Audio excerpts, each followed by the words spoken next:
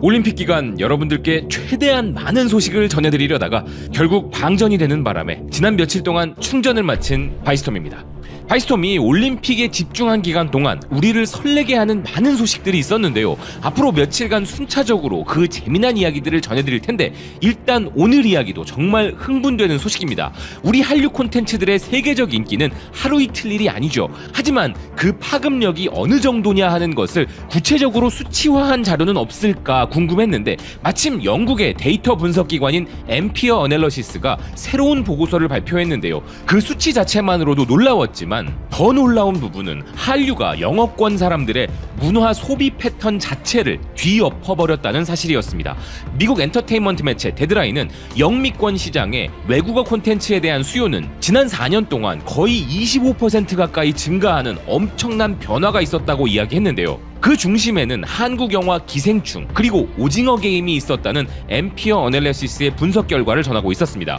연구에 따르면 영국, 미국, 호주, 캐나다 등 영어권 국가들의 18세에서 64세의 시청자들이 영어가 아닌 비영어권 TV 프로그램과 영화를 정기적으로 시청하는 빈도는 2020년 1분기 이후 무려 24%나 증가했으며 이 중 54%는 매우 자주 또는 자주 시청한다고 답했다는 것인데요.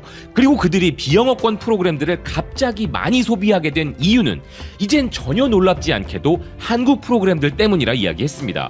한국 프로그램은 전체 시청 빈도의 무려 35%를 차지하여 영어권 국가 사람들의 비영어권 콘텐츠 소비를 주도하고 있다는 것이었는데요. 영어가 중심이고 영어 콘텐츠만 소비하던 영어권 국가의 사람들에게 1인치 자막을 뛰어넘으라고 했던 봉준호 감독의 조언이 실현된 것이죠. 그리고 더 긍정적인 부분은 한류 콘텐츠의 미래 전망이었는데요. 특히 18세에서 34세의 상대적으로 젊은 시청자층에서 한국 콘텐츠에 대한 유별난 사랑은 더 많이 나타나고 있으며 프랑스, 독일, 이탈리아 등의 유럽 시청자들의 경우는 아직 자막보다는 더빙으로 한국 작품들을 보지만 영어권 시청자들은 전반적으로 자막을 통한 시청 비율이 가장 높아서 한국어 사운드 그대로를 자막으로 소화하기 시작했다는 것이었습니다. 바로 이 부분이 서구권의 문화 소비 패턴을 한류가 뒤엎어버린 부분이란 것이었는데요. 이렇게 세계 최고의 콘텐츠들을 앞세워 영어가 주도하는 시대를 비영어권 시대로 전환시키고 있는 대한민국. 그리고 이런 어마어마한 변화를 이끈 오징어 게임 시즌2에 방영일과 예고편이 등장했으니 전 세계에 난리가 안 날 수 없는 상황이었던 것인데요. 전 세계 엔터테인먼트 매체들은 물론이고 CNN과 같은 주류 매체들 또한 이런 세계적인 대변화를 이끌어낸 드라마의 시즌2 소식에 흥분을 감추지 못하고 있었습니다. CNN은 넷플릭스의 매혹적인 한국 드라마 오징어 게임을 좋아하는 사람들은 2024년이 끝나기 전 올해 말 늦은 크리스마스 선물을 받게 될 것이라면서 12월 26일 오징어 게임이 다시 우리를 찾아온다 전했는데요. 이제 우리 모두가 다시 3년 만에 오징어 게임으로 돌아갈 시간이라면서 주요 매체들 모두가 긴급 헤드라인으로 이 소식을 전하고 있는 상황이었습니다.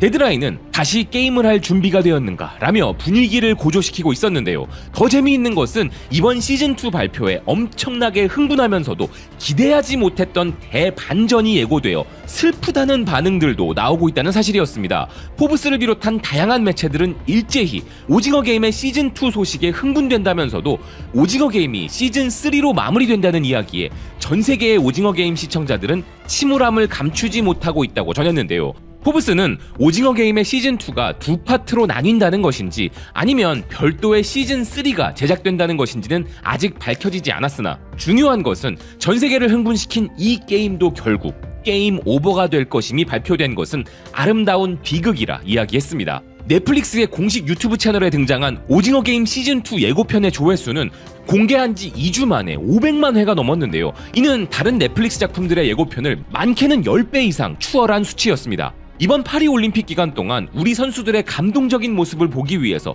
그 어느 때보다 공중파 채널 시청을 많이 하셨을 텐데 여기서도 오징어 게임 시즌2는 거의 파리올림픽을 덮어버렸다고 해도 과언이 아니었죠.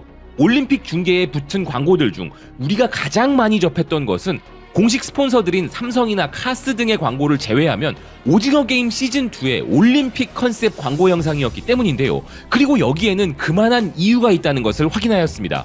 실제로 예고편은 올림픽 육상을 모티브로 한 장면이 연출되는데 이에 대해 오징어 게임 시즌2에 올림픽 종목들이 등장하는 것인가 하는 해석도 있지만 이는 올림픽 특수를 노린 오징어 게임 시즌2의 광고 컨셉이 아니었을까 하는 해석도 있는데요. 아니 근데 아직도 공개하려면 연말까지 한참이 남은 작품임에도 벌써부터 이 여름에 미친듯이 광고비를 쏟아부은 넷플릭스였는데 이건 타이밍적으로 너무 빠르지 않았나 하는 느낌이 들지 않으십니까? 그 이유는 무엇이었을까요? 물론 100% 정확히는 알 수 없지만 우리가 유추할 수 있는 몇 가지 이유들은 있습니다. 가장 먼저 넷플릭스는 전 세계적으로 수억 명의 구독자가 있지만 그들이 정말 중요시 여기는 시장 중 하나는 바로 한국인데 바로 이 한국에서 점차 지각 변동이 일어나고 있기 때문인데요. 미국 엔터테인먼트 매체 할리우드 리포터는 아직까지 글로벌 거대 기업 넷플릭스가 시장의 선두주자임은 변함없지만 2024년 상반기 한국의 OTT 업체인 티빙의 점유율은 증가한 반면 넷플릭스의 점유율은 하락하는 큰 변화가 벌어지고 있다 보도했습니다. 매체는 넷플릭스는 영리한 초기 투자와 지속적인 대규모 투자 전략 덕분에 다른 그 어떤 미국 브랜드들과 비교하여 한국의 수익성 높은 엔터테인먼트 산업과 보다 더 긴밀한 관계를 유지하고 있다면서도 최근 분석에 따르면 현재 한국 플랫폼인 티빙이 넷플릭스를 따라잡을 수도 있다는 가능성이 등장하고 있다 이야기했는데요. 2024년 상반기 한국의 스트리밍 신규 구독자는 70만 5천 명으로 이제 스트리밍 서비스를 구독하는 한국인은 2,080만 명에 도달했는데 티빙은 전년 대비 시청률이 6%나 증가하면서 전체 시장의 30%와 구독자 420만 명으로 넷플릭스를 위협하고 있다는 것이었습니다. 반면 넷플릭스는 전체 시장의 37%를 차지하고 있고 구독자는 700만 명에 가깝지만 상반기 전체 시장 점유율이 3% 하락했다는 것이었는데요. 여기에 18%를 차지한 웨이브와 9%의 쿠팡플레이, 5%의 디즈니의 추격을 받고 있다는 기사는 넷플릭스가 방심하고 있을 상황은 결코 아니라는 점을 분명히 했습니다. 즉, 오징어 게임 시즌2에 대한 공식 발표와 함께 일찍부터 홍보가 필요했던 이유는 한국 내수 시장의 치열한 경쟁 때문이었던 것이라 볼 수 있는 것인데요. 최고의 콘텐츠가 나온다는 소식으로 점유율 방어에 나선 넷플릭스였던 것이죠. 또한 포브스가 전하고 있기도 하고 우리 모두가 체감적으로 느끼고 있는 것처럼 디즈니 플러스와 같은 경쟁 기업들이 폭발적으로 한국 콘텐츠들을 쏟아내기 시작했다는 점도 넷플릭스에게는 큰 압박이 되는 부분인 것입니다. 여기에 더해 글로벌 OTT 기업들의 최대 격전지가 되어버린 동남아시아에서도 넷플릭스는 로컬 기업들과 글로벌 기업들 모두를 상대로 치열한 경쟁을 펼치고 있는데요. 미국 매체 버라이어티는 동남아시아 구독자들이 5천만 명에 가까워진 현재 이들을 잡기 위한 가장 중요한 원동력 역시도 한국 콘텐츠라 이야기하고 있었습니다. 그러니 넷플릭스 입장에서는 갑자기 발등에 불이 떨어진 한국 시장은 물론 자칫 잘못하면 동남아시아 패권도 흔들릴 수 있는 상황이 도래했기에 급하게 오징어 게임 시즌2 올림픽 버전이 필요하지 않았을까 하는 것이죠.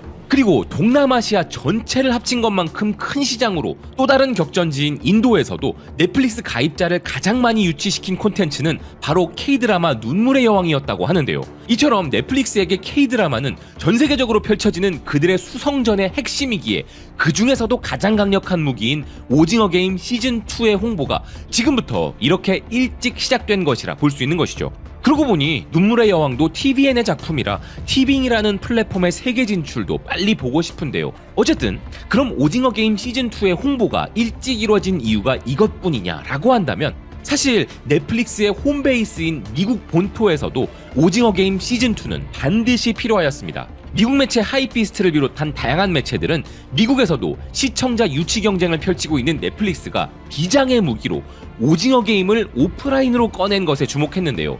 오징어 게임 속 장면들을 직접 체험할 수 있는 시설을 뉴욕에 만들어버린 넷플릭스입니다. 기사는 무궁화꽃이 피었습니다를 지켜보는 영희와 함께 즐기는 체험장이 LA에 이어서 이제 뉴욕에도 만들어졌다 보도했는데요. 24명으로 구성된 사람들끼리 각 라운드를 경쟁하는 체험을 해볼 수 있는 이 시설에 벌써부터 대기자 명단이 작성되고 있으며 티켓 가격은 $39라는 것이었습니다. 넷플릭스가 오징어 게임의 모바일 게임부터 온갖 MD 상품을 내놓더니만 이제는 디즈니가 하듯이 오프라인 오징어 월드를 서서히 구축 중인 것인데요. 그들이 이렇게 해야만 하는 결정적인 이유는 한 가지가 더 있었습니다. 그것은 바로 넷플릭스의 주가인데요. 미국의 금융경제 전문 매체 배런스는 오징어 게임이 넷플릭스 주가에 미치는 영향을 설명했습니다. 넷플릭스의 주가는 7월 말 기준 2024년에 이미 41% 상승한 바 있지만 강력한 콘텐츠로 인한 추가 상승을 전망하고 있었는데요. 기사가 이야기하는 가장 핵심적인 강력한 콘텐츠가 바로 오징어 게임 시즌2였습니다. 연말에 오징어 게임 시즌2가 공개된다는 홍보는 기존 구독자들의 구독 유지와 신규 구독자 유치도 목적이었던 것이지만 넷플릭스에 더 이상 볼 게 없다면서 떠났던 구독자들마저 다시 불러들이는 큰 역할을 할 수 있음을 그들은 잘 알고 있었던 것이고, 자신들의 주가 상승 요인으로도 크게 작용한다는 것 역시도 잘 알고 있었던 것이죠. 전 세계 그 어떤 작품도 아직 넘보지 못하고 있는 너무나 압도적이었던 오징어 게임 시즌1의 성공. 오징어 게임 시즌2는 바로 그 엄청났던 자기 자신과 싸워서 이겨야 하는 상황이기에 일말의 불안감은 존재하지만 이전과 같은 수준의 성공을 또다시 재현하길 응원하겠습니다. 앞으로도 넷플릭스가 연말까지 순차적으로 오징어 게임 시즌2의 새로운 내용을 엿볼 수 있는 예고편들을 계속 풀지 않을까 하는데, 그 중에 또 흥미로운 소식이 전해지는 대로 오징어 게임 시즌2 이야기를 이어나가도록 하겠습니다. 시청해주셔서 고맙습니다. 또 뵙겠습니다.